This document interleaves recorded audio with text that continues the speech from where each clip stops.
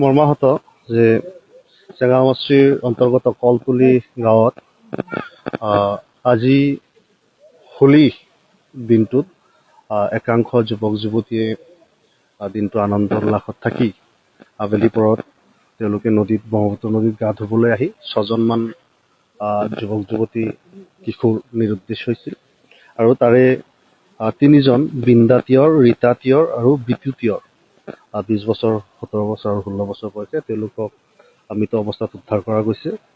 ইয়াৰ উপৰিও এতিয়াও ৰীতা তিয়ৰ নামৰ আৰু এগৰাকী কিশোৰী তেওঁ নিৰুদ্দেশ অৱস্থাত আছে। ইয়াৰ বাহিৰেও জীৱন্তে মুস্কান চৌধুৰী আৰু লক্ষী তিয়ৰক উদ্ধাৰ কৰা গৈছিল। গতিকে আৰক্ষী বাহিনী, স্থানীয় ব্যক্তিসকল, মাছমৰীয়া, নাৱৰীয়া সকলোৰে ঐকান্তিক প্ৰচেষ্টাত আৰু SDRF বাহিনীৰ প্ৰচেষ্টাত এইটো উদ্ধাৰ অভিযান চলোৱা গৈছিল আৰু ইতিমধ্যে ঘটনাস্থলীত আমি এই অঞ্চলৰ বিধায়ক হিচাপে, স্থানীয় বিধায়ক হিচাপে আহি উপস্থিত হৈছিলোঁ। বৰপেটা জিলাৰ জ্যেষ্ঠ আৰক্ষী অধীক্ষক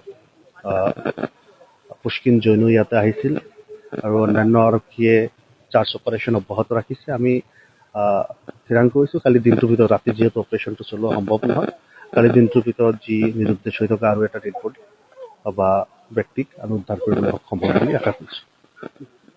মৰ্মাহত যে চেঙামস্ত্ৰীৰ অন্তৰ্গত কলপুলি গাঁৱত আজি হোলী দিনটোত একাংশ যুৱক যুৱতীয়ে দিনটো আনন্দ উল্লাসত থাকি আবেলি পৰত তেওঁলোকে ব্ৰহ্মপুত্ৰ নদীত গা ধুবলৈ আহি 6জনমান যুৱক যুৱতী কিশোৰ নিৰুদ্দেশ হৈছিল আৰু তাৰে 3জন বৃন্দা তিয়ৰ, ৰীতা তিয়ৰ আৰু বিতু তিয়ৰ 20 বছৰ, 17 বছৰ আৰু 16 বছৰ বয়সে তেওঁলোকক মৃত অৱস্থাত উদ্ধাৰ কৰা গৈছে। ইয়াৰ উপৰিও এতিয়াও ৰীতা তিয়ৰ নামৰ আৰু এগৰাকী কিশোৰী তেওঁ নিৰুদ্দেশ অৱস্থাত আছে।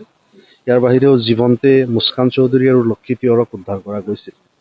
গতিকে আৰক্ষী বাহিনী, স্থানীয় ব্যক্তিসকল, মাছমৰীয়া, নাৱৰীয়া সকলোৰে ঐকান্তিক প্ৰচেষ্টাত আৰু SDRF বাহিনীৰ প্ৰচেষ্টাত এইটো উদ্ধাৰ অভিযান চলোৱা গৈছিল আৰু ইতিমধ্যে ঘটনাস্থলীত আমি এই অঞ্চলৰ বিধায়ক হিচাপে, স্থানীয় বিধায়ক হিচাপে আহি উপস্থিত হৈছিলোঁ।